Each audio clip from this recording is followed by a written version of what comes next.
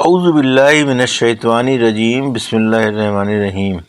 الحمد للہ رب العالمین، والصلاة والسلام علی سید المرسلین و خاتم النبیین، اما بعد۔ صحیح مسلم۔ باب حائضہ عورت پر نماز کی قضا واجب نہیں اور روزے کی قضا واجب ہے۔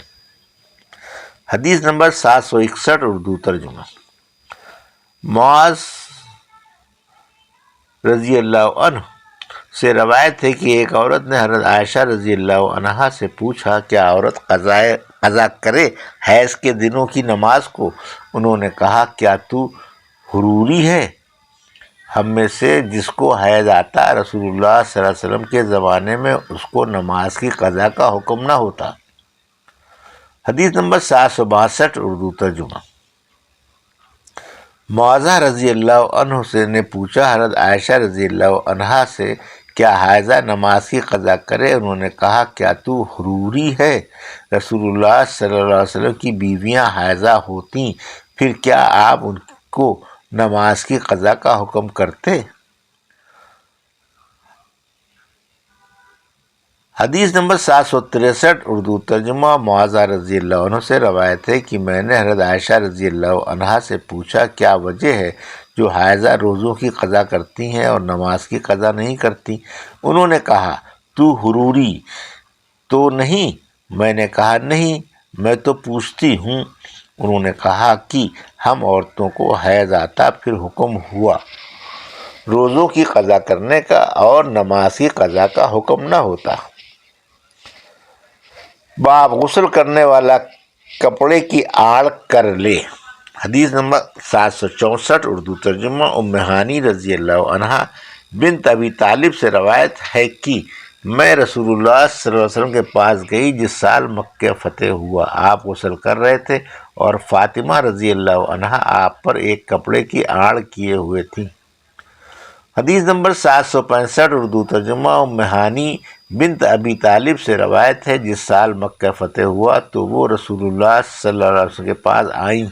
آپ مکے کے بلند جانب میں تھے، غسل کرنے کے لیے اٹھے تو حضرت فاطمہ رضی اللہ عنہا نے ایک کپڑے کی آڑ آپ پر کی، پھر آپ نے اپنا کپڑا لے کر لپیٹا، پھر 8 رکعتیں چاشت کی پڑھیں۔ حدیث نمبر 766، اردو ترجمہ۔ اور حضرت ام ہانی رضی اللہ عنہا سے دوسری سند سے بھی روایت ہے کہ آپ صلی اللہ علیہ وسلم کی بیٹی فاطمہ رضی اللہ عنہا نے کپڑے کے ساتھ آپ صلی اللہ علیہ وسلم کے لیے پردہ کیا اور پھر آپ نے اپنے اوپر کپڑا اوڑھا، پھر کھڑے ہوئے اور چاشت کی 8 رکعت ادا کی۔ حدیث نمبر 767، اردو ترجمہ۔ ام المومنین میمونہ رضی اللہ عنہا سے روایت ہے، انہوں نے کہا، میں نے نبی کریم صلی اللہ علیہ وسلم کے لیے پانی رکھا اور آپ کو پردہ کیا تو آپ نے غسل فرمایا۔ باب دوسرے کے سطر کی طرف دیکھنا حرام ہے۔ حدیث نمبر 768، اردو ترجمہ۔ ابو سعید خدری رضی اللہ عنہ سے روایت ہے کہ رسول اللہ صلی اللہ علیہ وسلم نے فرمایا، مرد دوسرے مرد کی سطر کو یعنی عورت کو جس کا چھپانا فرض ہے نہ دیکھے، اور نہ عورت دوسرے عورت کی سطر کو دیکھے، اور مرد دوسرے مرد کے ساتھ ایک کپڑے میں نہ لیٹے، اور نہ عورت دوسری عورت کے ساتھ ایک کپڑے میں لیٹے۔ حدیث نمبر 769، اردو ترجمہ۔ مذکورہ بالا حدیث اس سند سے بھی مروی ہے۔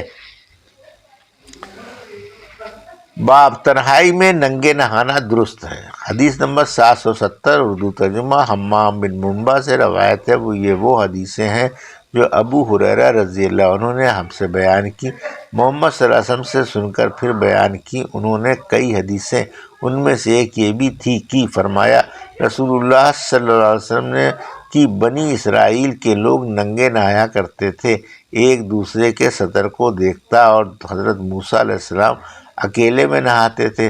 لوگوں نے کہا، موسیٰ علیہ السلام ہمارے ساتھ مل کر نہیں نہاتے، ان کو توفیق کی بیماری ہے، ان کو تو فتق کی بیماری ہے، یعنی خشیے بڑھ جانے کی۔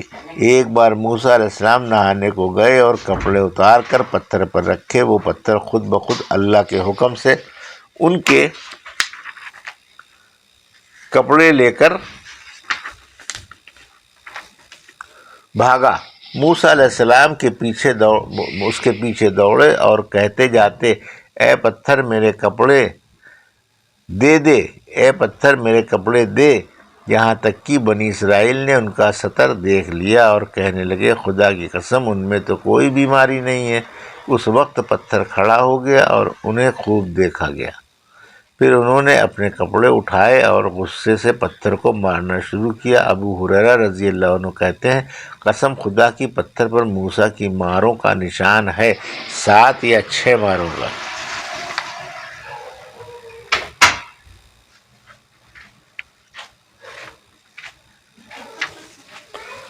باب سطر چھپانے میں احتیاط۔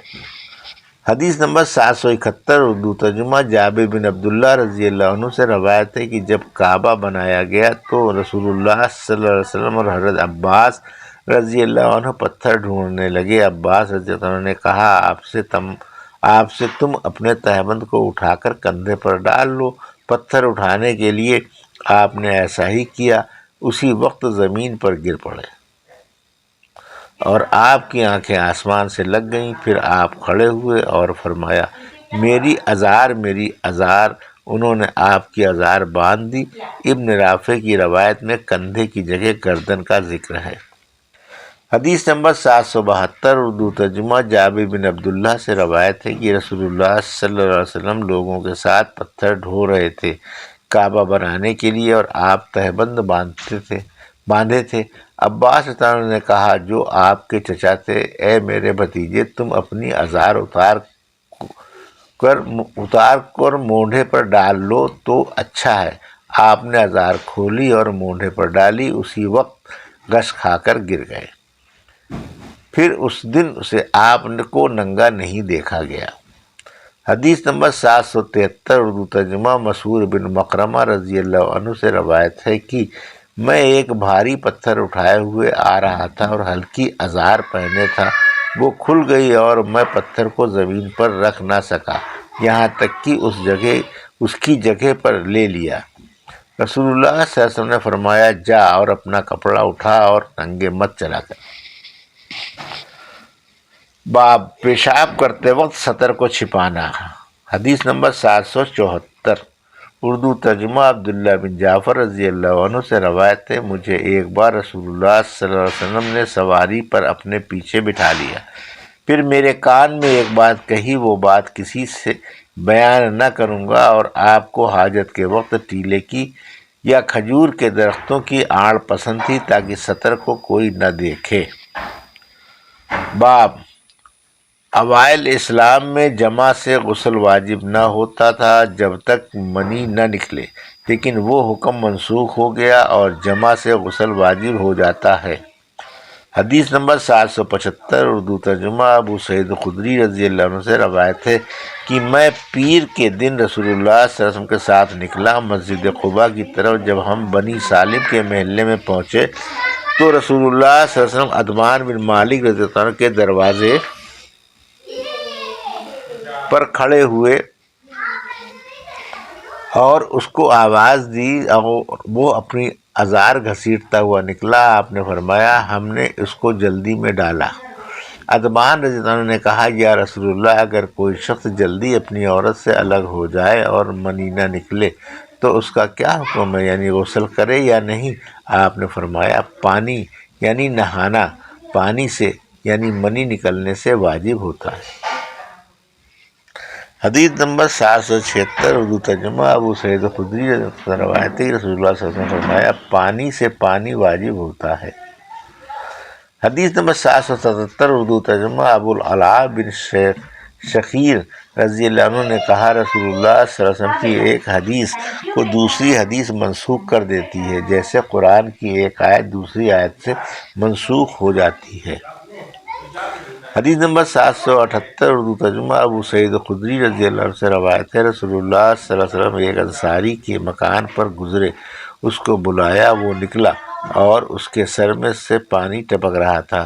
آپ نے فرمایا، ہماری وجہ سے تم نے جلدی کی؟ اس نے کہا، ہاں یا رسول اللہ۔ آپ نے فرمایا، جب تو جلدی کرے بغیر انزال کے اٹھ کھڑا ہو یا تجھے امساک ہو اور منی نہ نکلے تو تجھ پر غسل واجب نہیں ہے، صرف وضو کر لے۔ حدیث نمبر 779 اردو ترجمہ۔ ابن ابی کعب رضی اللہ عنہ سے روایت ہے کہ میں نے رسول اللہ صلی اللہ علیہ وسلم سے پوچھا، اگر کوئی مرد اپنی عورت سے جمع کرے پھر انزال سے پہلے اٹھ کھڑا ہو، آپ نے فرمایا دھو ڈالے اس کو جو لگا عورت سے، یعنی ذکر کی رطوبت وغیرہ کو جو فرج سے لگ گئی ہو، پھر وضو کرے اور نماز پڑھے۔ حدیث نمبر 780 اردو ترجمہ۔ ابی بن کعب رضی اللہ عنہ سے روایت ہے، رسول اللہ صلی اللہ علیہ وسلم نے فرمایا اگر کوئی شخص بیوی سے جمع کرے اور اس کو انزال نہ ہو تو وہ اپنا ذکر دھو ڈالے اور وضو کرے۔ حدیث نمبر 781 اردو ترجمہ۔ زید بن خالد جہنی رضی اللہ عنہ نے حضرت عثمان رضی اللہ عنہ سے پوچھا، اگر کوئی شخص اپنی بیوی سے صحبت کرے اور منی نہ نکلے، حضرت عثمان رضی اللہ عنہ نے کہا کہ وہ وضو کرے جیسے نماز کے لیے وضو کرتا ہے اور ذکر کو دھو ڈالے۔ حضرت عثمان رضی اللہ عنہ نے کہا یہ میں نے رسول اللہ صلی اللہ علیہ وسلم سے سنا ہے۔ حدیث نمبر 782 اردو ترجمہ۔ ابو ایوب رضی اللہ عنہ سے روایت ہے کہ اس نے یہ بات رسول اللہ صلی اللہ علیہ وسلم سے سنی ہے۔ یہ تھی صحیح مسلم کی حدیث نمبر 761 سے 782 کا اردو ترجمہ جو ابھی آپ نے سماعت فرمایا۔ اللہ سے دعا ہے کہ اللہ میں حدیثوں کی صحیح سمجھ عطا فرما اور ان پر عمل کرنے کی توفیق عطا فرما، آمین یا رب العالمین۔